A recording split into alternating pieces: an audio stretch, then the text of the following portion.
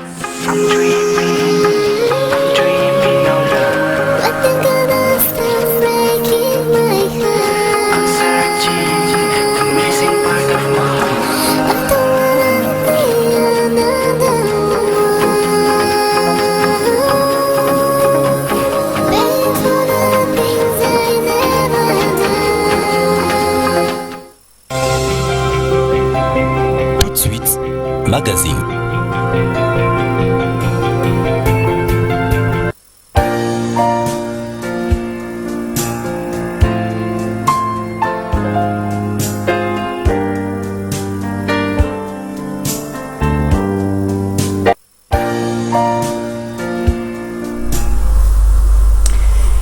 Bienvenue, bonsoir à tous, mesdames et messieurs, dans les cadres bien sûr de votre plateau de chaque lundi et vendredi, plateau spécial qui vous a toujours été présenté par Prince Mejimouelela. Aujourd'hui, un peu empêché, nous sommes là pour les remplacer. Et valablement bien sûr, nous allons aujourd'hui échanger toujours autour de l'actualité, comme vous l'avez toujours vécu dans les cadres de cette émission, dans les cadres de ces débats, car je rappelle ici que c'est une émission de débat où bien sûr les acteurs politiques, les cadres des partis politiques, les acteurs de la société civile s'affrontent autour des sujets d'actualité. Et aujourd'hui, nous n'allons pas en fait dérober à la règle. Nous sommes présents au rendez-vous pour vous permettre de savoir en fait comment évolue l'actualité politique en République démocratique du Congo. Mais j'aimerais bien sûr, avant de vous présenter le premier invité qui est déjà installé autour de ces plateaux, j'aimerais saluer un couple qui est en train de nous suivre en ce moment. C'est les couple Sebouyangué, pasteur Freddy Sebouyangué, bonjour à toi et bienvenue, ainsi que madame, vous êtes très bien installés en train de nous suivre ce soir. Les débats va tourner autour bien sûr de l'actualité, autour du dossier Minembwe, pourquoi pas autour bien sûr de la marche de l'opposition, appelons ça opposition, hein, la coalition Lamuka, menée aujourd'hui par Martin Fayoulou. Voilà les deux points d'actualité, les deux sujets qui vont concerner en fait l'intégralité du débat de ce soir. Sur ces plateaux, nous avons déjà notre premier invité qui est déjà en place et très bien installé. Il est cadre de l'Union pour la démocratie et les progrès social. Il s'appelle Clément Barouti, à qui je dis bonjour et bienvenue. Bonjour, merci beaucoup monsieur le journaliste pour votre invitation. Comment allez-vous? Oui, on se porte très bien. Nous sommes là, nous sommes en train de continuer à faire tout pour que nous puissions mettre en place un état de droit qui n'est pas un combat moindre, parce que là vous avez affaire avec les bourreaux. Donc c'est un peu ça. C'est un peu ça, avant bien sûr de prendre le sujet inscrit à l'ordre du jour ce soir. Vous êtes cadre de l'UDPS, ce grand parti de la République démocratique du Congo qui a passé plusieurs années dans l'opposition, aujourd'hui au pouvoir. Mais votre président a eu... Et apparemment, il y a un groupe de gens qui veut sa tête. Qui veut la tête de Jean-Marc Kaboundé aujourd'hui, après les derniers incidents qu'on ne veut pas relever sur ces plateaux? Mais vous êtes cadre, vous devez quand même épingler le sujet. Oui, normalement, je serais un peu dans les difficultés pour te dire qu'il y a M. X, soit M. Y qui veut la tête de notre président Jean-Marc Kaboundé. Mais une chose est vraie, c'est que je peux vous dire, vous savez, beaucoup de gens ont rêvé. Et là où nous sommes arrivés aujourd'hui avec l'UDPS. L'UDPS a fait une lutte de plus de 30 ans, de plus de 37 ans. Vous avez arrivé au pouvoir, c'était un rêve pour nous. Mais aujourd'hui, avec l'arrivée de notre président Jean-Marc Kaboundé, il était venu comme secrétaire général et puis c'est lui qui a amené les partis au pouvoir aujourd'hui. C'était un rêve de tout le monde. Tout le monde voulait que l'UDPS accède au pouvoir avec lui à la tête. Or que les gens ont oublié qu'il y a que le Seigneur qui connaît le destin de tout et chacun. Donc Jean-Marc Kaboundé s'est retrouvé là où il est, ce n'est pas parce qu'il est fort, il est intelligent, c'est parce que Dieu a voulu que c'est lui qui puisse amener le pays au pouvoir. Donc par là vous allez comprendre qu'il y a beaucoup de gens qui ne peuvent pas les laisser tranquilles, parce que beaucoup de gens aussi voulaient que ce soit aussi eux, mais sauf que ça n'a pas été dans le destin de l'Éternel.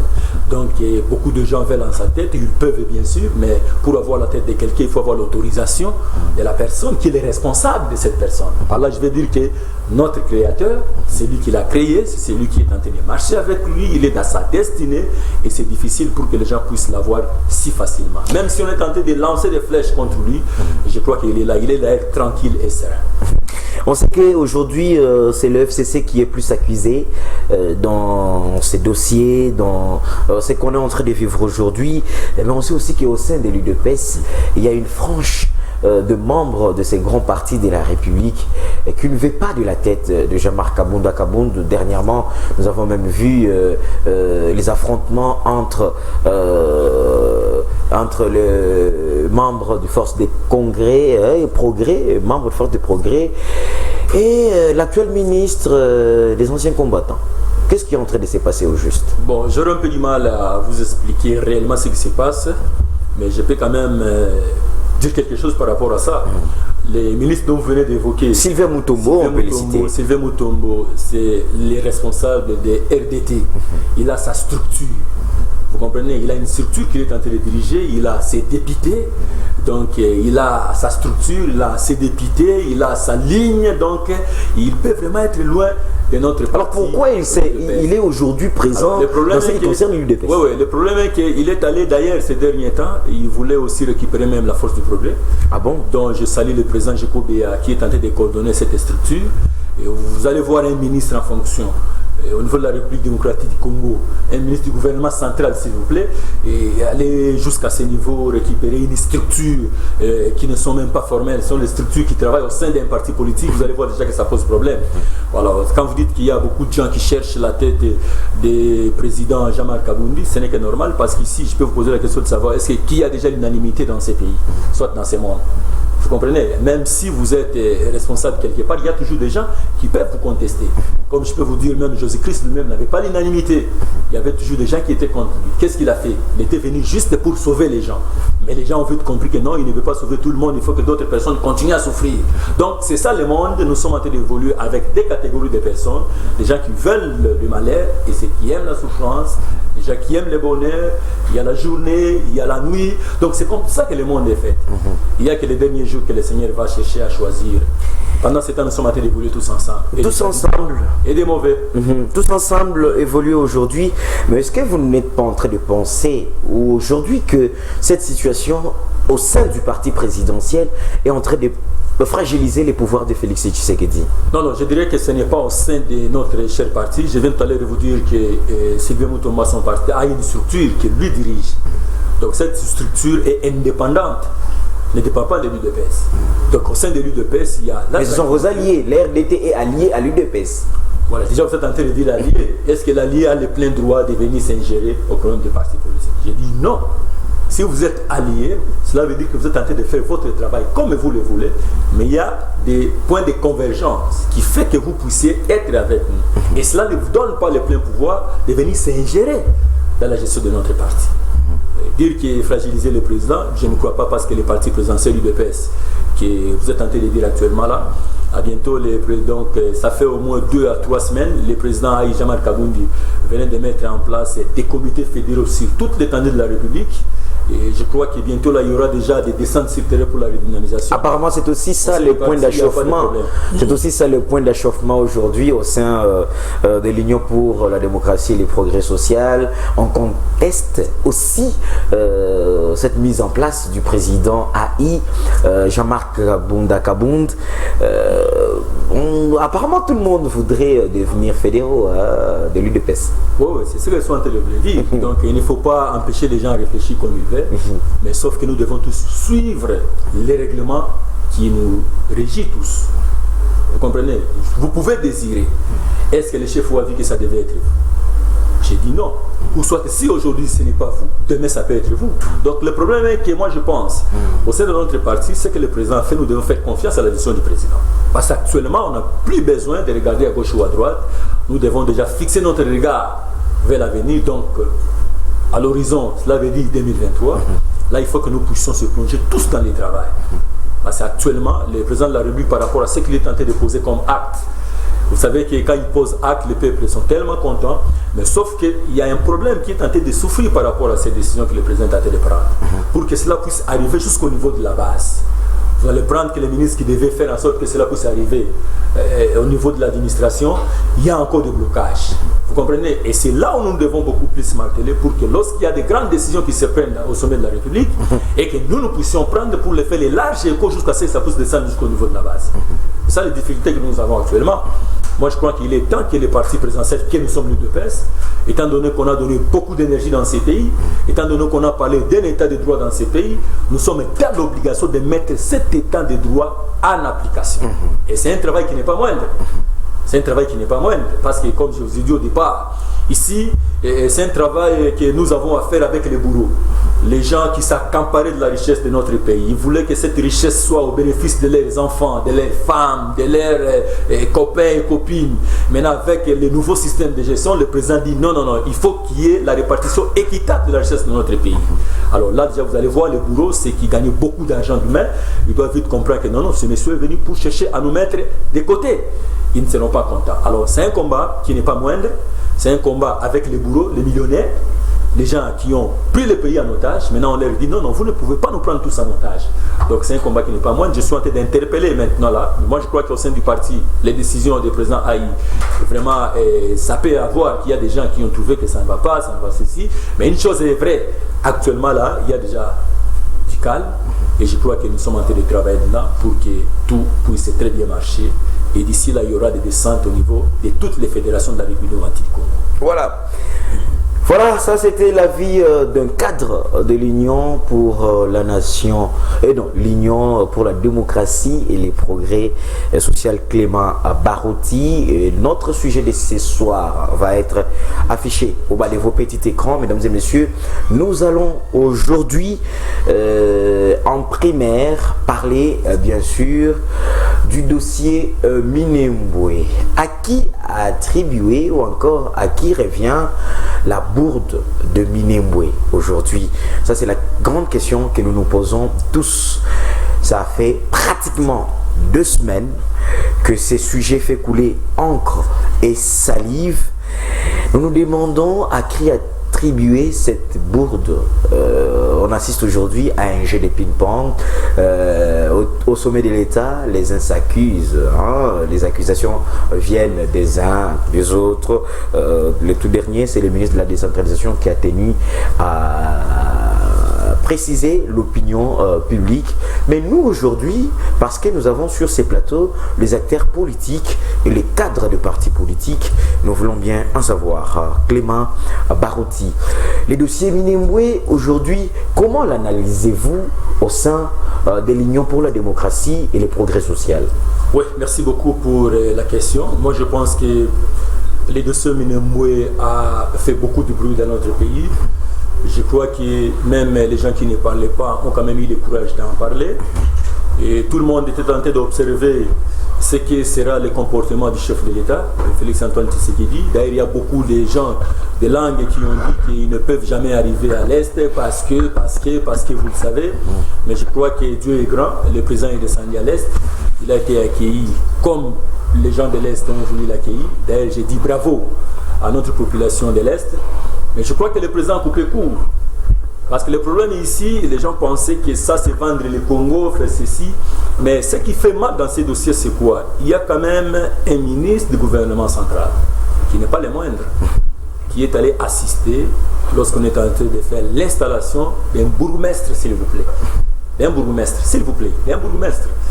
Bien sûr qu'il est en train de dire que c'était le gouverneur de la province et le ministre provincial. Et le ministre provincial. Mais si c'était le gouverneur et le ministre provincial, pourquoi sa présence? Est-ce qu'il peut nous présenter l'ordre de mission? Parce que dans l'ordre de mission, on a toujours indiqué la mission à laquelle vous êtes tenté d'aller opérer sur les lignes. Et puis en réalité, par rapport à ça aussi, j'aimerais dire, monsieur Azera Soulouberoa, notre ministre de décentralisation, déjà si vous observez très bien, vous allez comprendre. Il y a eu un petit mésentente avec les ministres de l'Intérieur, parce que lui vraiment voulait récupérer l'ONIP, l'Organisation nationale d'identification des populations. Il voulait récupérer, il voulait en faire un problème, il faut que ça revienne au ministère de la décentralisation. Voilà. Alors tous on ne comprenait pas pourquoi il voulait récupérer les problèmes de l'identification de la population. Et maintenant avec ce qu'il vient de poser comme acte, ça nous laisse quand même entendre et voir qu'il y a quelque chose qui est caché par rapport à tout ça. Vous comprenez, il y a quelque chose qui est en train de passer par rapport à tout ça. Et quand le chef de l'État vient, il coupe court. C'est pour dire que ce n'est pas comme ça qu'on devait. Il y a les irrégularités par rapport à ça. Parce que nous sommes dans un état de droit. Parce qu'il y a les irrégularités. Parce que le ministre du gouvernement central n'a pas compris son rôle. Il s'est comporté comme un monsieur normal. Moi, je pense que la justice doit faire son travail. Clément Barouti, la justice doit faire son travail, oui, ça c'est ce qu'attend tout le peuple congolais, mais il y a beaucoup de contradictions en fait autour de ces dossiers, parce que d'abord il y a le ministre de la communication et médias, porte-parole du gouvernement, qui a rassuré dans un média que le ministre de la décentralisation s'est déplacé pour aller représenter le président de la République dans ces coins de la République. Le ministre de la décentralisation lui-même a dit que il était à l'est de la RDC, précisément à Minembwe, pour une autre mission avec le ministre de la Défense, et l'histoire d'installation du bourgmestre concerne le gouverneur et le ministre provincial de la décentralisation. Félix Tshisekedi, étant donné que le ministre porte-parole du gouvernement a affirmé que cette question avait été traitée au cours d'un conseil de ministres, le président, à son retour, nie ces dossiers au cours d'un conseil de ministres. Il a dit que ça a été effectué à son absence. Vous ne trouvez pas qu'il y a beaucoup de contradictions et il faudrait vraiment que l'éclaircissement soit fait sur ces dossiers? Non, je voulais d'abord que vous puissiez retirer quelque chose. Quand vous dites nier, cela veut dire que vous êtes responsable et puis vous refusez. D'accord. Cela veut dire que vous avez posé l'acte et puis vous êtes tenté de refuser. Le ministre de la communication nous a... Le ministre de la communication, si vous suivez très bien le ministre de la communication, même sans communication, si vous avez fait la science politique, vous allez comprendre. Le chef de l'État ne peut en aucun cas envoyer un ministre du gouvernement central aller assister dans l'installation d'un bourgmestre. Mais qui préside le conseil des ministres si la question a été traitée là-bas? Le chef de l'État au niveau de province est représenté. Vous êtes d'accord avec moi? Effectivement, oui. Alors, il ne peut pas envoyer pour l'installation des bourgmestres. Allez-y déjà comprendre l'échelon d'où nous sommes. Le chef de l'État a des représentations partout. Les gouverneurs sont les représentants du chef de l'État dans leurs entités. Vous comprenez? Alors, si vous suivez lui-même Azarès Rouberois, le ministre de la décentralisation, il dit quoi? Il était à Minembwe pour une autre mission. Lui-même reconnaît qu'il n'était pas là pour l'installation. Il a dit ça, vous l'avez. Alors comment on l'avait vu? Comment on l'a vu à l'installation? C'est là où je dis que, c'est là où je dis que le ministre de décentralisation vient de tomber trop bas. Ça, excusez-moi, il vient de tomber vraiment trop bas, parce que lui-même a dit ici, j'étais dans une autre mission, pas celle de l'installation du bourgmestre. Mais comment s'est fait que vous vous êtes retrouvé là où il y a l'installation d'un bourgmestre? Vous comprenez? Donc c'est comme, parce que nous parlons bourgmestre, je ne sais pas si nous pouvons très bien comprendre ça. S'il faut que nous puissions voir par rapport à l'organisation d'un État, vous allez voir, il y a les chefs de l'État, il y a les gouverneurs. Il y a les maires de la ville, il y a les gouverneurs, comme Gentini Ngobila. Et maintenant, là, c'est comme la commune de Selembao. Vous comprenez? Les bourgmestres, donc il y a l'installation au niveau de la commune de Selembao. Maintenant, le ministre du gouvernement central. Le ministre national. Ministre central. Le gouvernement central. Même ici, on n'a jamais vu ça. Il est descendu pour l'assister. À Kinshasa, parce que là, vous voyez Minembwe, vous parlez de hors d'émission, vous trouvez que c'est normal. Maintenant, vous allez comprendre que lorsque je vais vous parler concernant la ville de Kila, dans notre province de Kinshasa, vous allez comprendre que c'est pratiquement impossible. Vous comprenez? Lui-même a dit qu'il s'est retrouvé là pour une autre mission. Maintenant, une question qu'il faut poser à notre ministre. Vous étiez parti avec les frais de l'État pour une autre mission, mais vous avez effectué autre chose par rapport à ce qui a été repris dans votre ordre de mission. Vous savez que c'est une infraction. Une infraction, on attend voir la sanction. Et le ministre de Communication, moi je pense qu'il n'a pas été bien compris. Hein, parce que le ministre de Communication, il a dit, le ministre de Décentralisation a été là pour une mission. Cette mission que le ministre de décentralisation signifie maintenant, ce n'était pas celle de l'installation du bourgmestre. Mais il a quand même dit qu'il était là pour représenter le président de la République. Il avait un ordre de mission collectif. déjà lui-même a beaucoup de langage par rapport à ça. Il commence maintenant à accuser le gouvernement provincial, il accuse les ministres provinciaux. Vous allez voir que c'est un monsieur qui est tenté de dire autre chose le matin, autre chose à midi, autre chose le soir. On ne sait pas demain matin, il dira encore quoi. Clément Barotti, nous allons revenir à vous. Nous allons quand même permettre à nos téléspectateurs de saluer et surtout d'accueillir sur ces plateaux Félix Mouklubundu qui vient de nous rejoindre, analyste politique. Félix Mouklubundu, bonjour et bienvenue. Bonjour, bonsoir monsieur le journaliste. Ça tombe à pic les dossiers Minembwe, mais moi si je suis habillé de la sorte, c'est par rapport au patriotisme économique. On risque, certains d'entre nous risquent de penser que je revenais de Minembwe effectuer une opération, une opération militaire. Je signale que ce n'est qu'une coïncidence en tout cas. Ça devait être ça ma première question. Oui. Pour la première fois, tu es sur ces plateaux en tenue militaire avec un béret sur ton épaule. On sait que dans tes origines, tu es d'une famille issue d'une famille militaire. Qu'est-ce qui s'est passé? Ce qui se passe, c'est une autre forme de communication. Ce que nous voulons instaurer, c'est un peu comme nos amis de l'IDPS, ils ont des combattants, ce sont des combattants politiques. Mais moi, nous sommes en train de militer pour le combat économique. Nous devons comprendre que l'indépendance doit se tenir économiquement. Donc le jeu, nous devons nous réveiller, nous devons apprendre à consommer congolais, à acheter congolais. Je dirais cette partie en lingala, ceux qui au sombi et pas à congolais à zumbongo ebele et vous permettre que moi si naïe à tonga liputa et pas à noko na yaza tailleur noko à tailleur ceux qui mbongo côté ebele à routine d'abord na neba somba mi kate pas à maman ya coin. Or ceux qui sombeli mon paya mbongo wana nyonso rozani na ko réinvestir en pas paya. Donc nous sommes en train de mener un combat économique. Je pense au-delà du combat politique, le combat économique est très important. Nous refusons très souvent, on néglige cette partie. Nous pensons que tout se règle dans le politique. Or c'est l'économie, c'est la finance qui dirige le politique. Tu me rappelles Germain Kambinga. Alors, autrefois, tu me rappelles Germain Kambinga. Pour la petite histoire, j'ai travaillé aussi avec, quand on faisait le marché Made in Congo, j'étais au cabinet du ministre de l'Industrie. Ah, okay. J'ai travaillé dans Fonadir. À Fonadir, j'étais parmi les organisateurs du Forum national de redressement productif de l'industrie à l'époque. Ah d'accord. Félix Mouklubundu, vous nous rejoignez sur ces plateaux. Le premier sujet est affiché au bas des petits écrans de nos téléspectateurs. À qui revient la bourde de Minembwe? Tous nous avons assisté à cette actualité qui continue à faire couler encre et salive aujourd'hui. Le jeu de ping-pong est en train de se jouer entre les membres du gouvernement, entre la présidence de la République et la population congolaise. La population ne veut plus entendre de cette histoire de l'installation d'un bourgmestre de la commune rurale de Minembwe. Le président de la République a suspendu cette décision et mis en place une commission qui devait tabler sur cette question. Pendant ce temps, le ministre de la décentralisation, Hazard Sourbérois, rejette la faute sur les gouvernements provinciaux du Sud Kivu, le gouverneur et son ministre provincial de la décentralisation. Du coup, on ne sait plus comprendre à qui revient cette bourde de Minembwe. Au-delà, moi je vais prendre le problème d'une autre façon. Au-delà de la bourde, on peut bien vous dire de cette bourde, le problème des Minembwe, le problème de la communauté Banyamulenge, parce que c'est de là qu'il s'agit, c'est un problème qui nous dépasse en fait. Ça dépasse notre politique nationale pour voir la politique internationale. Je crois que c'est le soir un journal belge qui avait titré « Un enclave Tutsi du Congo », il y a eu des problèmes et tout ça. Voyez-vous, même dans le titre, même dans la façon d'informer comment la communauté internationale veut jouer ce jeu-là, de nous dire qu'il y a une enclave plutôt, Tutsi qui se retrouverait au Congo. Or, le Minembwe, c'est un territoire congolais. Le problème avec nos frères Banyamulenge, c'est un problème d'intégration. Nous ne pouvons pas accepter. Ils doivent s'intégrer, ils doivent devenir congolais.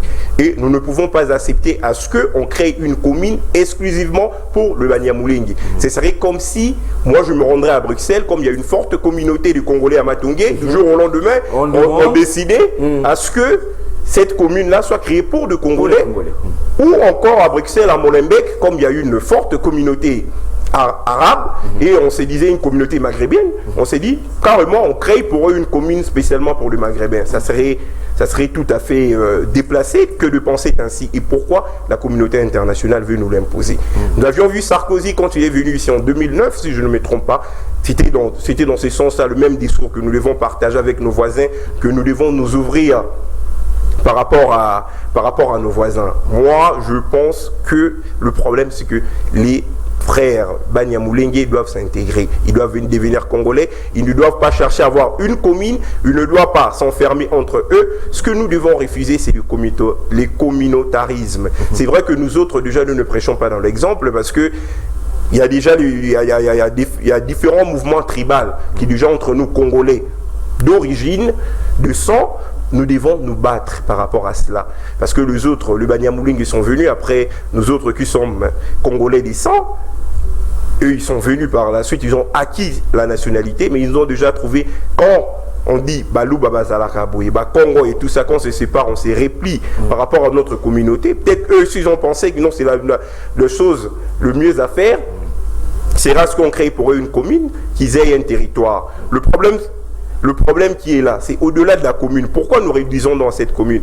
Nous savions ce qui s'est passé au Soudan du Sud avec le référendum. Il s'est fait qu'un jour, qui se disent, nous voulons l'autodétermination. Nous voulons devenir indépendants. Ben voilà, un peu comme le Lesotho qui est dans l'Afrique du Sud, qui se disent, ben non, un beau jour, comme nous sommes persécutés au Congo, l'armée congolaise n'arrive pas à nous sécuriser, le gouvernement, il y a plusieurs tueries, il y a des guerres ethniques et tout ça. Il y a des tueries ethniques et nous voulons disposer de notre autonomie, nous organiser autrement. Et nous savions que la communauté internationale va les appuyer. Parce que tout à l'heure, là, vous aviez cité, il y a eu tel ministre, et vous oubliez la présence de l'ambassadeur américain, Mike Hammer. Un ambassadeur, on ne sait pas quelle était sa mission, qu'est-ce qu'il fait là-bas. C'est bien beau, je vois que mon co-débatteur d'en face, il est en train de distribuer des cartons, mais je pense que le ministère des Affaires étrangères doit aussi régler les cas de Mike Hammer. Je ne sais pas pourquoi Mike Hammer il doit se comporter comme ça. Notre ambassade, la diplomatie, normalement les pratiques diplomatiques sont réciproques. Pourquoi notre ambassadeur ne se mêle pas de problèmes qui concernent les Américains? Par exemple, le mouvement Black Lives Matter. On n'a jamais vu notre ambassadeur qui... Pour autant, c'est un noir. Le Congo, c'est un pays bantou. Et tout ça, ils pouvaient aussi défiler. C'est dire que les noirs américains, les afros qui sont tués là-bas, sont nos frères. Pourquoi on n'a pas pris part à ça? Parce qu'on a considéré que c'était un problème interne aux Américains. Si jamais notre ambassadeur s'est permetté ces écarts, il serait sanctionné, il serait rappelé à l'ordre. Et pourquoi Mike Hammer doit se comporter comme un cow-boy au Congo? Il doit faire tout ce qu'il... Il doit faire des consultations, il dit qu'il veut pacifier, voir différentes communautés, et ça rentre dans quelle mission? Est-il un super ambassadeur? Or, si tous les ambassadeurs peuvent le faire, si lui peut le faire, demain nous pouvons nous réveiller, on verrait l'ambassadeur du Bénin faire la même chose, le surlendemain, on verrait l'ambassadeur du Tchad, l'ambassadeur de la Russie, faire ce qu'il est en train de faire. Ainsi de suite. Moi, je pense que le problème des Banyamulenge, on veut bien qu'ils sont congolais. Certains d'entre eux, ils ont acquis la nationalité congolaise. Et alors, s'ils sont congolais, ils n'ont pas besoin de la commune, ils ont besoin de se sentir congolais partout. Comme moi, par exemple, je me sens congolais partout, je ne me sens pas rattaché à la province d'origine de mes parents, moi je me sens congolais partout. Par moment, quand on me pose la question, tu es de quelle province? Si ça me plaît, je dis par exemple que je suis Mungala, le matin je peux être Mungala, le soir Moussoaïli, le lendemain je peux dire que je suis Moulouba, je me sens à l'aise parce que je suis congolais. Je me sens rattaché à la République démocratique du Congo, aux 2 345 000 km² qui composent la superficie de la RDC. Je pense que nos frères doivent apprendre à s'intégrer. Ils doivent éviter d'avoir comme porte-parole Maître Azarias Soubert, qu'à chaque fois qu'il se victimise pour se dire notre communauté à nous, on est massacré, on est, je sais pas moi, on est massacré, on est martyrisé, on est victimisé, stigmatisé. On est stigmatisé. C'est ce qu'on apprend aujourd'hui. Mais il y a d'autres communautés aussi. Prenons le cas par exemple du Bayaka. Pourquoi les Bayaka ne seraient pas? Parce qu'à Kinshasa, c'est une insulte. Tala Mouyaka, le matin au soir, les Bayaka on les insulte. Pourquoi pas les Bayaka? Un jour ils se disent que non, c'est réclame, on est stigmatisé, ils doivent avoir aussi un ministre. Si on rentre dans cette logique-là, les Banyamulenge ont un ministre pour réclamer, les Bayaka aussi, demain ça serait les Pendé, le surlendemain ce serait les Soukous, et ainsi de suite. En fait. Il faudrait qu'ils se sentent d'abord congolais. Voilà, c'est ça le problème de Banyamulenge. Ils doivent se sentir congolais avant d'être de population rwandophone, qui se sentent d'abord de population congolaise. Voilà, Félix Mouloubundou, tu as relevé un problème capital. Je crois bien que Clément Barouti a noté ces problèmes. C'est cette ingérence extérieure. Vous avez accusé le ministre de la décentralisation. Félix Mouloubundou, par contre, a plus relevé les rôles que joue la communauté internationale dans ces dossiers Minembwe. Est-ce que êtes-vous conscient de ces rôles? Parce que vous êtes l'UDPS, je parle bien de l'UDPS, qui soutient à 100% toutes les actions de Mike Armor. Nous l'avons vu aussi à l'installation de ces bourgmestres de Minembwe. Est-ce qu'à l'UDPS, on a compris les rôles que joue la communauté internationale? Bon, je ne sais pas si vous avez suivi quelle communication de l'UDPS pour dire qu'il soutient toutes les actes. En fait, c'est ce qui se passe partout. Non, non, vous êtes journaliste de l'investigation. Je vous respecte beaucoup. Allez-y. Que vous voyez pour votre travail. Il n'y a eu jamais une communication de l'UDPS soutenant tout ce que ma caméra est en train de faire. Ça, déjà, premièrement. Et puis, deuxièmement, j'aimerais vous dire ceci. Le problème que nous avons, c'est d'abord un problème interne. Avant que ceux du dehors pénètrent l'interne, parce qu'ils trouvent qu'en interne, il y a déjà un problème. C'est pour cette raison-ci, déjà en interne, nous nous sommes très bien comportés. Il y aura du mal qu'en externe, que nous puissions voir déjà venir faire ce qu'ils veulent faire. Donc par là, je vais dire ceci. Et le problème de Minembwe aujourd'hui, si c'était que le ministre Azares Ruberoa s'est comporté comme un ministre du gouvernement central, à qui il a ses droits et ses principes, parce que dans un gouvernement, il y a des principes. D'abord, le principe d'un gouvernement, c'est d'abord la collégialité, la responsabilité et la solidarité. Donc avant d'aller de poser de tels actes, il faut vous rassurer qu'il y a eu une discussion ensemble dans notre gouvernement et c'est ça les décisions qui ont été prises. Mais du fait que vous êtes allé en catimini, en solo, comme le dit le Quinois, c'est ce que le ministre de la Justice a fait. Il a engagé le gouvernement sans qu'il y ait le conseil des ministres au préalable. Et au lendemain, on a vu la sanction. Voilà. Pourquoi ça traîne pour Ruberoa? Là, j'aurais du mal à vous dire ça, je ne suis pas la présidence. Jusque-là, je suis cadre au sein de mon parti, parce qu'il faut faire la différence entre les partis politiques et la gestion de l'État. Et là, il faut poser la question à ceux qui sont à la présidence, et même ils savent... On a peur de Ruberoa. Non, non, il ne faut pas dire peur. Un gouvernement on craint un ministre. Un gouvernement ne peut jamais avoir peur d'un ministre à qui il a été nommé par le chef de l'État. Ce n'est que la main du président Félix qui a fait de lui ministre. Et cette même main peut le démettre aujourd'hui. Ça, il ne faut pas oublier. Mais là, cela demandera de la compétence du chef. Lui-même sait comment il est en train de gérer ce dossier. J'aimerais déjà vous dire que c'est un dossier, il ne faut pas que les Congolais puissent traiter ça en l'air. C'est un dossier, il faut le traiter avec beaucoup plus de sagesse. Parce que, à mon avis, je pense que ces gens-là, c'est nos frères de Minembwe. Nos frères Tutsis, ce sont des Tutsis rwandais. Donc, et c'est comme s'ils cherchent l'incident. Ils cherchent l'incident dans quel sens? S'il arrive que les Congolais se comportent d'une manière comme le veulent beaucoup de gens, il faut les chasser, il faut faire ceci. Et maintenant, ils diront quoi? Ils diront, de l'autre côté, on nous a chassés. Nous sommes minoritaires. Ici aussi, on ne veut pas de nous. Pendant ce temps, la communauté internationale, comme dit mon frère, aura maintenant une très bonne occasion de faire en sorte qu'on puisse chercher une terre pour eux. Il faut que nous puissions prouver notre amour envers ces gens-là pour étouffer tout ce qui est caché dans leur caboche. Et je crois que c'est ça qui est en train d'être fait. Vous comprenez? Ça demande beaucoup plus de la sagesse. Parce que vous le savez, c'est déjà en 1963, et c'était le président Bizimou, si je ne me trompe pas, qu'il a eu à demander qu'on puisse revoir la conférence de Berlin. Ce qui a été réparti pendant la conférence de Berlin. Déjà en 1963, Bizimou avait demandé ça à l'Union africaine. Et l'Union africaine, j'ai oublié qui était à la tête, il dira, nous ne pouvons pas toucher ce que les colons nous ont légué. Nous devons garder ça comme terre. Cela veut dire, nos amis là, ça ne date pas d'aujourd'hui. Ils sont dans une démarche. Mais ce que nous devons savoir, parce qu'on a déjà compris, je vous ai dit ici, notre ministre de décentralisation, il a tout fait pour chercher à récupérer l'identification de la population. Vous comprenez? Pourquoi il voulait que ça soit entre ses mains qu'il soit les patrons? C'est maintenant que moi je viens de comprendre. Heureusement que la justice a tranché pour le ministre de l'Intérieur.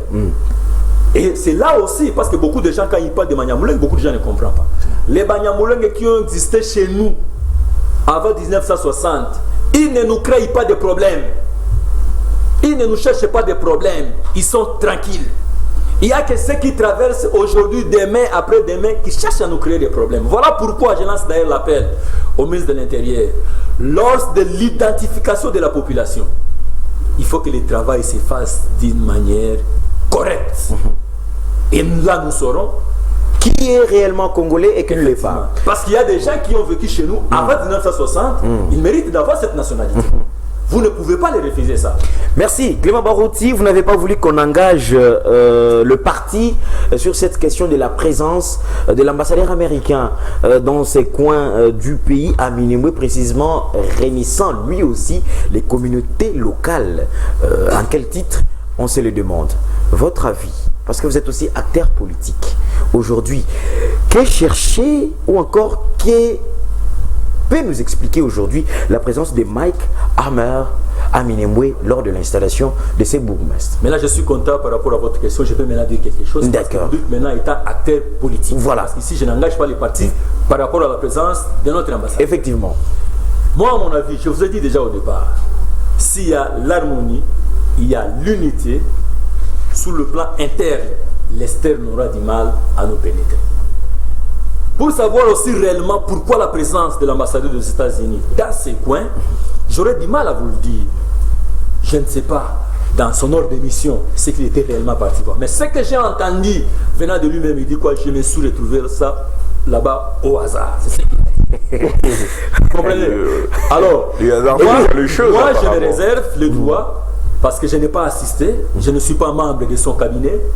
Je ne connais pas lorsqu'il développe. Pourquoi Clément Barouti, pourquoi face à Mike Hammer, vous avez de réserves?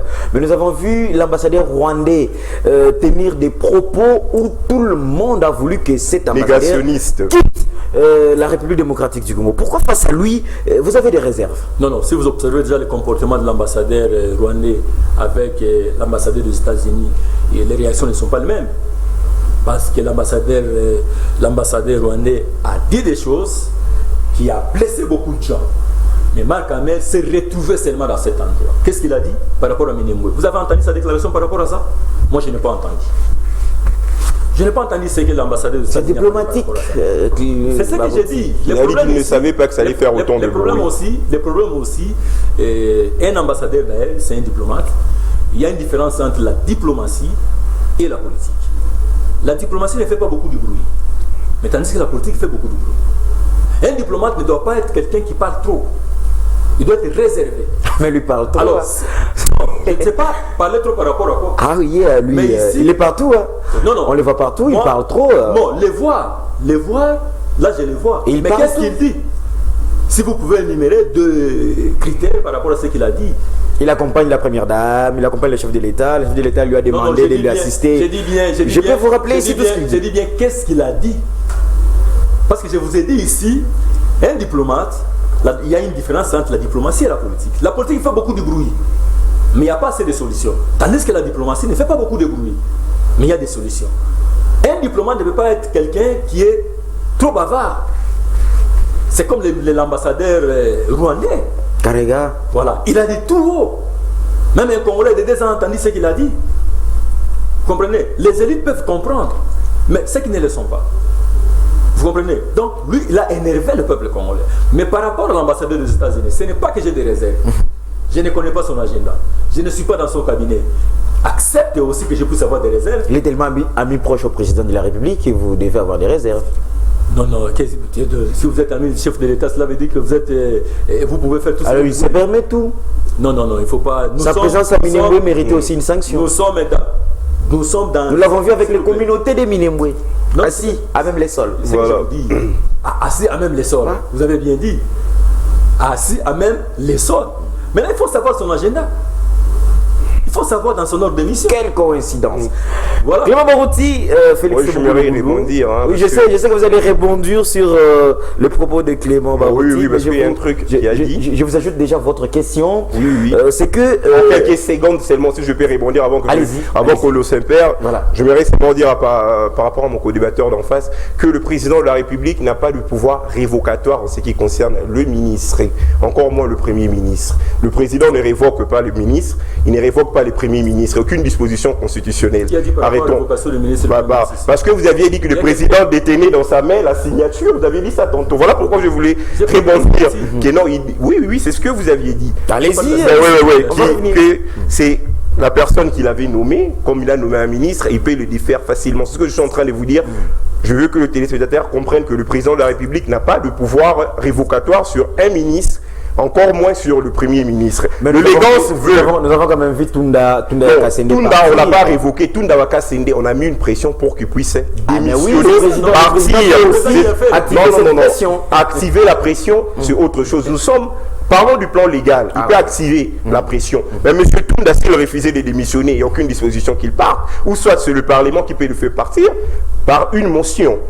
On peut faire une motion et tout, et le faire partir. C'est de même avec le Premier ministre, soit il démissionne de lui-même, si le président a la majorité, et que si jamais il n'a plus confiance en son Premier ministre, il peut activer le Parlement. Mais par élégance politique, la personne va décider d'elle-même, puisque je ne suis plus la bienvenue. C'est un domaine de collaboration. Le patron de l'exécutif, c'est le président de la République. Du moment où le président de la République ne veut plus de moi, qu'est-ce que je dois faire?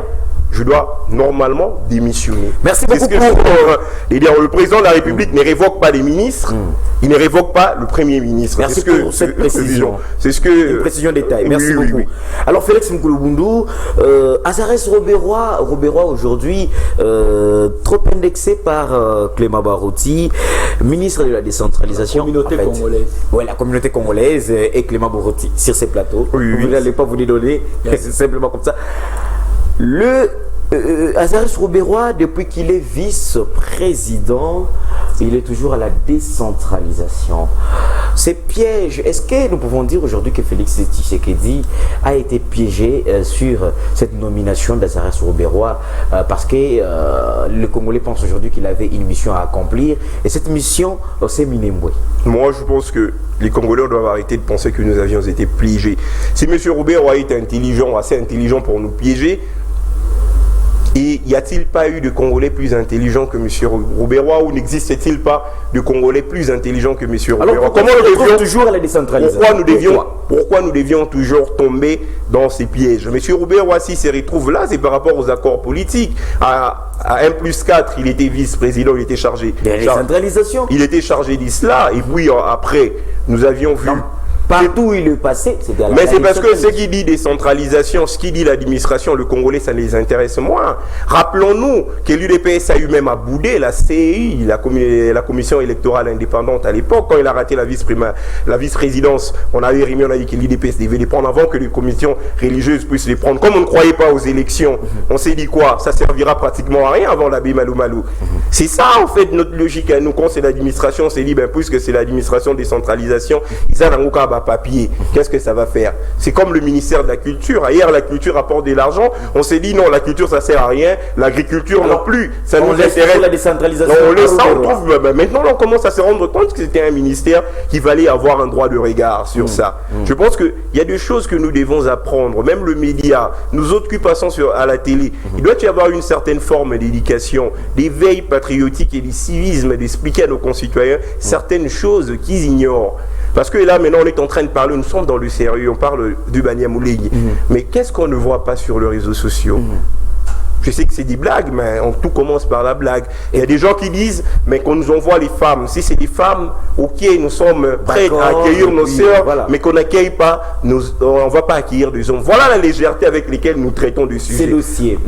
Voilà, c'est toujours ça, la légèreté à certaines choses. Si demain, ça arrivait à ce que Minembwe puisse partir, parce que peut-être dans certains dans nos comportements, nous traitons de choses avec légèreté. L'ambassadeur rwandais, ce qu'il a dit, ça n'a pas seulement blessé les Congolais, mais les négationnismes, c'est quelque chose qui est réprimé. Soyez ministre en France, la Shoah par exemple, régner l'Holocauste. Ça aura des conséquences, on accepte pas cela. C'est pas comme si ça froissait, on demandait qu'il parte parce qu'il nous a blessés, il nous a pas blessés, mais des négationnismes et tout ça, on ne l'accepte pas. Aujourd'hui, aller en Arménie, le génocide arménien, remettez cela en cause.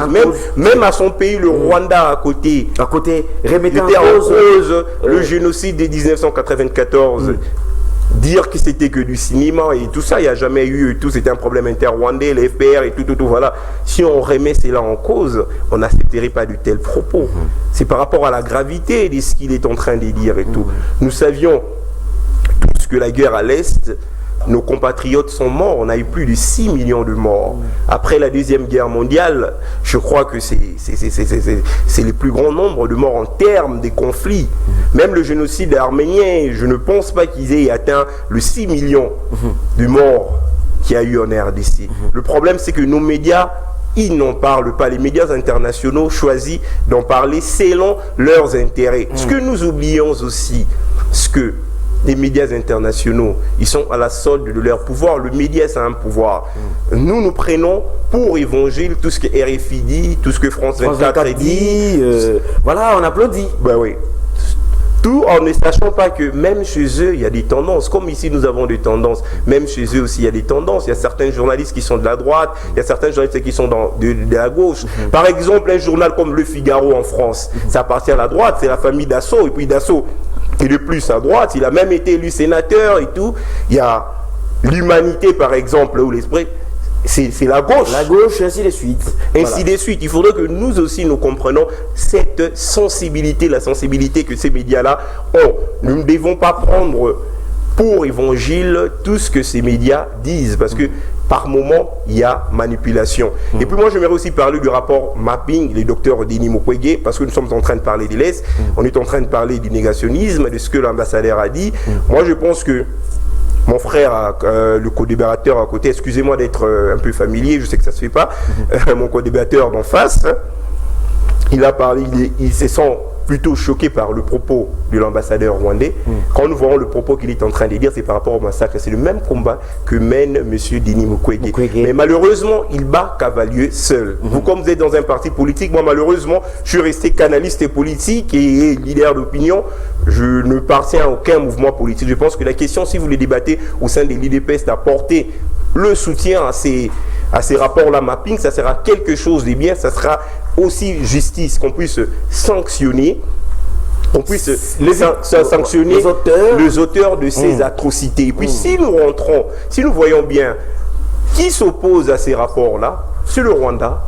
Pourquoi le Rwanda doit s'opposer? C'est comme si nous, aujourd'hui, nous disions que non, nous devons nous opposer, ou on a eu à s'opposer à la création d'un tribunal international par rapport au génocide rwandais. Et ils en ont eu. Et pourquoi pas, nous, le Congolais, quand nous voulons régler notre conflit. Il ne peut pas y avoir la paix sans la justice. Merci. Il faudrait qu'il y ait une justice qu'on se réconcilie. Là, je suis en train de paraphraser Monsieur Paul Kagame, le président rwandais lui-même, il a dit ça. Il a dit qu'il n'a jamais eu de paix sans justice. L'effort qu'ils ont fait, la justice est différente de la vengeance. S'ils sont arrivés à trouver la paix au Rwanda, c'est parce qu'ils ont mis des tribunaux, ils sont allés en justice, les gens ne sont pas allés se venger. Il n'y a pas de paix sans justice. Je le suivis avec Morgan Freeman. C'était une interview avec Morgan Freeman. C'est lui-même le président rwandais qui l'a dit. Et pourquoi pas nous au Congo aussi, nous méritons cette justice. Merci beaucoup Félix Mugulubundu, Clément Barouti, parce que nous allons clôturer avec ces dossiers. En une minute, aujourd'hui, le président de la République a décidé, bien sûr, tu vas rebondir si tu voudras bien sur les propos tenus par Félix, mais le président de la République a décidé, en fait, de surseoir cette décision, de mettre en place cette commission qui devra d'abord étudier bien la question afin de permettre à chacun de trouver son compte dans cette décision. Alors, en une minute, quel est ton point de vue par rapport à cette décision du président de la République? Non, déjà, je vous ai dit ici que le premier ministre a fait beaucoup de bruit. Moi, je crois que le président de la République a coupé court. Actuellement, il y a maintenant la tranquillité partout. Tout le monde a compris que Menimbo n'est pas parti comme d'autres personnes le pensaient. Moi, je pense qu'à cet avis, le président était trop sage pour chercher à trouver solution à ces problèmes. Parce qu'il y a aussi d'autres villes qui devaient naître, comme Lumumba-Ville. Effectivement. Donc, on ne devrait pas seulement traiter les cas Minembwe spécialement. Ça ne donne pas une bonne impression. Et surtout, encore, on ne devrait pas seulement voir Lazarus Rubero être à la tête dans cette affaire-là. Donc, moi, je pense que les chefs de l'État, j'ai dit d'ailleurs bravo par cette sagesse-là pour franchir ces problèmes. Et je crois qu'il y a maintenant la paix presque partout. Mais j'aimerais un peu rebondir par rapport à ce qu'a dit mon co-débatteur. En une minute, très rapidement. Par rapport au ministre, le chef de plein droit, ça je ne sais de le dire, parce qu'un gouvernant, si le chef de l'État ne veut pas de vous, même vous-même, vous aurez du mal d'y assister. Vous avez vu avec tout le monde là, vous avez entendu. Donc, si le chef de l'État dit que c'est ministre, parce que c'est lui qui vous a placé là, par sa nomination. S'il dit que le ministre ne suit pas ce qui est comme directive qu'il soit en train de donner. Mais la procédure, c'est ce que vous êtes en train de dire. Mais le commencement, c'est ce qu'ils sont en train de dire. Donc on n'a pas parlé de choses, nous sommes dans le même chemin, sauf que je n'ai pas entré dans les détails pour la procédure. Oui. Et moi, permettez-moi de... Non, ça va, nous sommes déjà dans sa conclusion. Permettez-moi de renchérir. Permettez à Clément de conclure. Il peut instruire au Premier ministre, il peut le faire. Nous l'avons eu avec un ministre dont le sextape est sorti. Le Premier ministre l'a révoqué. Donc la procédure, c'est le Premier ministre. Instruction au Premier ministre. Le Premier ministre, il sanctionne, il peut révoquer un ministre. Nous l'avons eu avec le vice-ministre à l'époque du PTNTIC et tout. D'accord, merci. Clément Barotti. Donc, à une minute pour clôturer l'émission. Non, pas pour clôturer l'émission. Nous avons clôturé l'émission Minembwe. Il nous reste, je crois, 1 minute à chacun. 1 minute à chacun. Bon. Pour... Moi, le dossier Minembwe, vous ne m'avez pas donné mon minute pour clôturer, par exemple. Bon, d'accord. Vous allez avoir 30 secondes pour clôturer les dossiers Minembwe. Mais je vais d'abord rebondir avec Clément Barotti sur un dossier aussi très important. C'est la marche, bien sûr. La marche... de la plateforme Lamouka, convoquée par son président actuel, Martin Fayoulou, étouffé par la police. Nous avons vu combien même le pneu de sa Jeep avait été dégonflé pour qu'il ne poursuive pas cette marche. Point de vue, Félix Tshisekedi nous a promis cette liberté de manifester, cette liberté d'expression. Mais aujourd'hui, lorsque des actes comme ça se passent, vous ne pensez pas que ça salit encore l'image de ses pouvoirs? Non, non, moi je pense que salit l'image de ses pouvoirs, c'est un peu trop dit. Mais une chose est vraie, c'est que le président dit qu'il n'a pas promis. C'est ce qui est tenté d'être fait. Ah mais c'est pas ce qu'on a vécu hier. Évoluons, nous sommes en train d'évoluer. Donc le problème que nous avons, c'est quoi? Il y a nos amis de la Mouka qui ont projeté leur marche. Mais en réalité, c'est pour cela que je suis en train de vous dire, s'opposer à un Félix Tshisekedi, ce n'est pas facile. Parce que l'opposition dans ce pays, c'est lui de baisse. C'est nous qui connaissons. Non, aujourd'hui vous êtes au pouvoir, vous ne pouvez pas continuer à vous réclamer de l'opposition. Je parle par rapport à notre origine. Donc c'est nous qui connaissons la matière. Mais vous étiez avec Fayoulou, il était un de vos cavaliers. Non, non, Fayoulou venait de nous rejoindre. Si c'est à 90, si c'est à 91. Mais la matière pour l'opposition, c'est nous. Et actuellement, les fils politiques de feu Etienne Tshisekedi Moulumba à la tête de la République, les opposants auront un problème sérieux. Parce que nous sommes en train de vider la matière. Tout ce qui faisait la force de l'opposition, nous sommes en train de vider. Pourquoi avez-vous trouvé le pilier de sa Jeep? Non, non, c'est nous qui avons trouvé. Oh, mais c'est votre police. Non, non, attention. Non, non, la police n'a jamais été la police. La police appartient au ministère de l'Intérieur. Donc, et le ministère de l'Intérieur est géré par M. Kankonde. S'il vous plaît, je ne peux pas accepter que vous puissiez dire ça. Il y a beaucoup d'enfants qui sont en train de nous suivre maintenant à la télé. Quand vous dites que c'est votre police, c'est très dangereux. Mais c'est votre pouvoir. Non, la police... Vous n'êtes pas au pouvoir. La police appartient à la population congolaise. Gérée par le ministère de l'Intérieur. Vous allez me dire que cette police ne protège que les gens de l'île de Pest que nous sommes? Gérée par le ministère de l'Intérieur. D'ailleurs, il y avait la police des Kabyles, hein, il faut le signaler. Non, non, maintenant il y a un état de droit. C'est seulement lorsqu'on parle de la dictature où la police est au bénéfice d'un individu. Parce qu'il y a l'état de droit. S'il vous plaît, laissez-moi le temps d'évoluer. Allez-y, Clément Barotti. Nous devons faire la différence entre un état dictatorial et un état démocratique. Il y a seulement les dictateurs qui font tout pour ranger et l'armée et la police derrière un individu. Mais là où on parle d'un état démocratique. Mon temps de parole, je crois que vous allez la respecter aussi, hein. Oui, parce que allez-y, là... terminez 30 secondes, terminez Clément Barotti, terminez, vous aurez votre une minute. Oui, non, pas c'est plus d'une minute, j'aurai des minutes, le même temps. Allez-y, terminez. Terminez s'il vous plaît, terminez s'il vous plaît. C'est comme s'il réclame la parole. Alors laissez-moi finir par cette question. Est-ce que le préjudice causé à l'opposant Martin Fayoulou... C'est ce que je tente d'évoluer. Voilà. D'abord, j'aimerais que vous puissiez rectifier. Ok. La police, dans un état démocratique, n'a jamais été au bénéfice d'un individu. C'est pour un état. Géré par le ministère de l'Intérieur. Même vous là, vous êtes protégé par la police. Ah oui. S'il y a un incident ici, vous allez... Même Fayoulou est protégé par la police. Protégé par la police. Mais hier, ces pinés ont été raison grevés. pour laquelle cette même police, après avoir compris ce qu'ils ont causé comme du tort, ils ont eu à réparer cet acte. Voilà pourquoi je tentais de vous dire. S'opposer à un Félix Tshisekedi, c'est difficile parce que il faut amener notre système. Le système que vous allez amener, il faut que ça soit contraire dans un système d'un état de droit et la démocratie. Si vous êtes toujours en train de chercher un état de droit et la démocratie. Je vous garantis déjà que Félix-Antoine Tshisekedi, chef de l'État, est en train de mettre ça en pratique. Et nous sommes en train de vider les contenus qui faisaient la force de l'opposition demain. Merci. C'est pour cette raison vous avez vu ce leader. Lui-même est allé se laisser à la police en train de réclamer ses pneus. Merci Clément Barouti. Et Merci si un beaucoup. leader commence à réclamer les biens matériels au détriment d'un peuple qui devait défendre, allez-y comprendre déjà, il y a un problème. Merci Clément Dans les paroles, Barouti. moi, je crois que ça serait... Moulou, 1 Bon. minute 30 secondes. Ouais, Vous moi, concluez le dossier Minembwe et vous pouvez lancer sur... Moi, rapidement, le dossier Minembwe, je crois que nous nous sommes attardés assez longuement. Je vais aller rapidement rebondir. Il y a des enfants, comme mon co-débatteur a dit, qui sont en train de nous suivre. Il faudrait que le politique, le mal, voilà pourquoi moi j'ai quitté la sphère politique, les partis politiques. On doit arrêter avec le culte de personnalité. Quand il y a faute, il y a le courage de dire qu'il y a faute. Le tas de droit ne commence pas avec le président Félix-Antoine Tshisekedi. La constitution que vous défendez aujourd'hui, elle a été votée par voie référendaire. Aux élections, Félix Tshisekedi n'a pas pris le pouvoir avec des armes, donc arrêtez de faire croire aux gens que la démocratie commence aujourd'hui.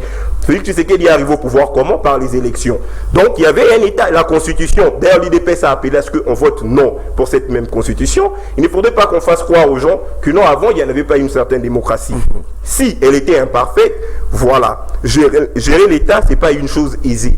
Avant, on prenait des raccourcis, c'était la police des Kabila, on tuait, c'est Kabila qui tuait. Mais aujourd'hui, une fois au pouvoir, on fait se dédouaner de tout. Il faudrait assumer. La police avait fait, la réponse correcte serait que la police avait fait une bavure, le ministre Kankondé pouvait demander à ce qu'on ouvre une enquête interne par rapport à ces policiers, de les sanctionner, parce que c'est une destruction méchante. S'agissant de monsieur Fayoul ou un citoyen lambda comme vous et moi, si les policiers sortaient sa baïonnette pour crever les pneus, c'est une infraction, c'est une destruction méchante. Ça n'a pas lieu d'être de dire non, c'est l'état des droits ou quelque chose comme ça. C'est une faute reste une faute. Ayons cette vertu-là de dire que la faute, elle est la faute. Si je dois...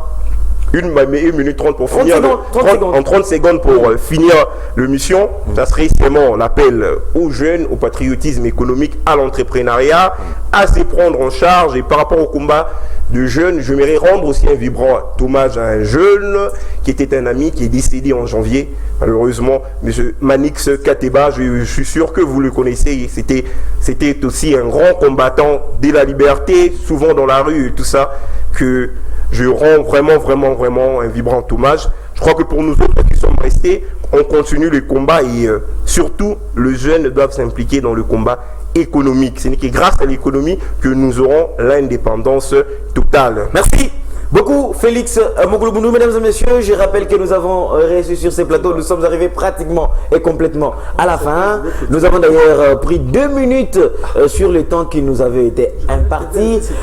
Clément Barouti, merci beaucoup, vous allez récupérer votre temps, je crois bien la semaine prochaine avec Prince Mejimoueda. Mesdames et messieurs, nous avons reçu sur ces plateaux les cadres de l'UDPS, Clément Barouti, ainsi que Félix Mokoulouboundou, analyste politique et combattant économique. Nous avons traité de la question bien sûr de la bourde de Minembwe, ainsi bien sûr que cette actualité sur la marche de la plateforme Lamuka, la bourde de la police nationale congolaise. Merci d'avoir été des nôtres. Merci beaucoup à Nicolas Bahati pour avoir été derrière cette caméra. Merci à Alain Zouzi, merci à Joviane Munayame.